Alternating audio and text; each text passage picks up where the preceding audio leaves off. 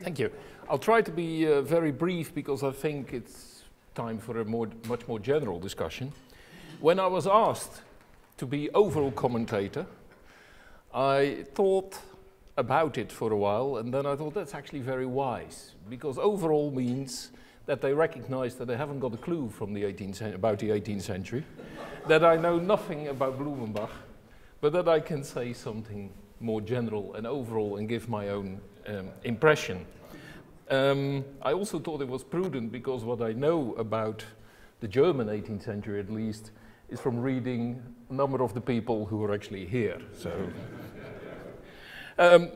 in fact, in terms of general comments, I think I only have three remarks.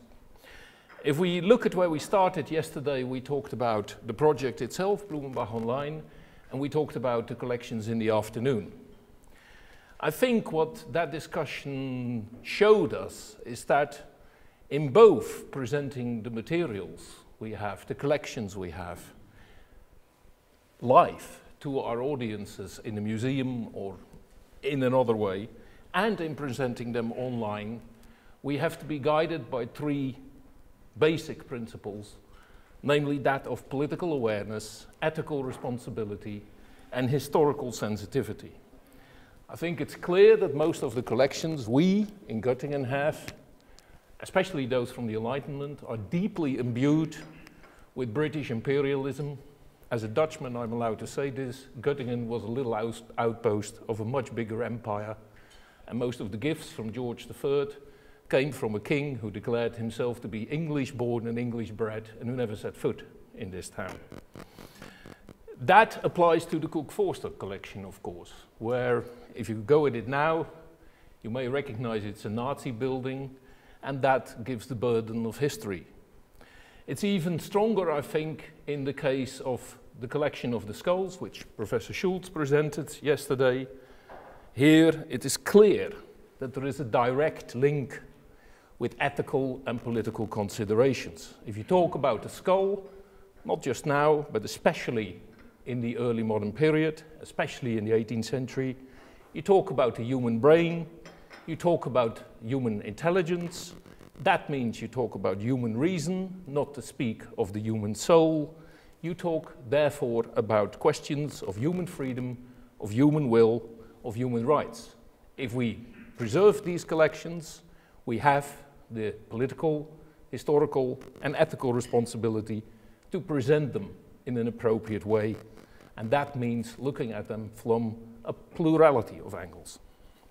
The second point, I'm not going to repeat how important, I'm not going to tell you again how important the Renaissance is, but I do want to plead for I never thought I would turn Brodellian actually, for a longue durée perspective, especially when it comes to the debate on racism, or more precisely, on the debate of the unity and the variety of mankind. I think it's one of those debates where we need to forget about the markers we make between Renaissance, humanism, early Enlightenment, late Enlightenment, high Renaissance, and whatever. This is a debate that obviously starts in the 1520s and 1530s, when the Spanish, as they move through South America with a lot of violence, discover civilizations, as the word is also being used then actually, which surprise them and which they don't know how to classify. The Incas, the Aztecs.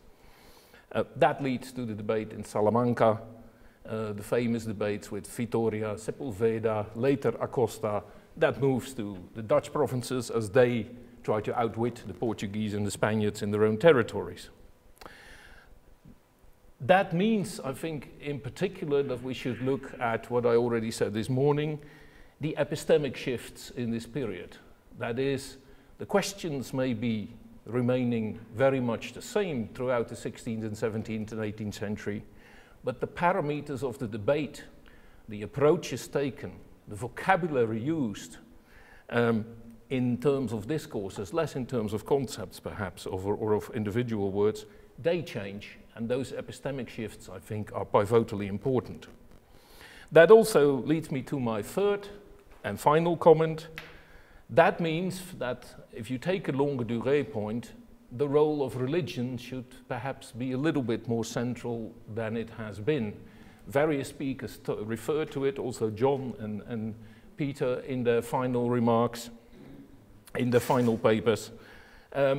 For a 16th and 17th century historian, the role of religion is absolutely pivotal. It is the debate on monogenesis and polygenesis, which really starts in the 1640s when Isaac Laperere in France comes up with, on the basis of biblical exegesis, not on the basis of any exploration, that there might have been more than one Adam. And when my own hero, Hugo Grotius, in one of his most desperate papers and worst pieces ever written, tries to show that all human people come from Mount Ararat, from the Ark of Noah. And that au fond we have to understand that American Indians are just like us, namely Norwegians.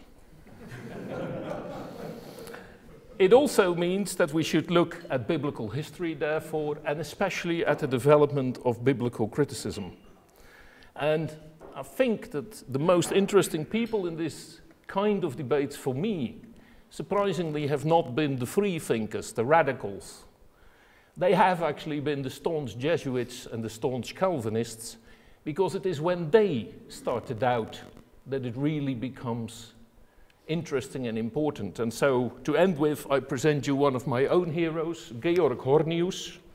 Also as a reminder and as a warning, Hornius was the main contributor in Leiden in the 1640s in the debate of not just the origins of the American Indians and how they, and actually more importantly the animals, had moved from Mount Ararat to the Americas. He was also, as a Leiden professor, somebody who tried to integrate that debate within what you could call the first world history. The reminder is a prudent one. Georg Hornius turned absolutely mad, became a notorious drunkard in Leiden, started to run naked through the streets of the town, proclaiming, "If you want to see Adam, it's me." And maybe that's not an example we should follow. Thank you. Thank you.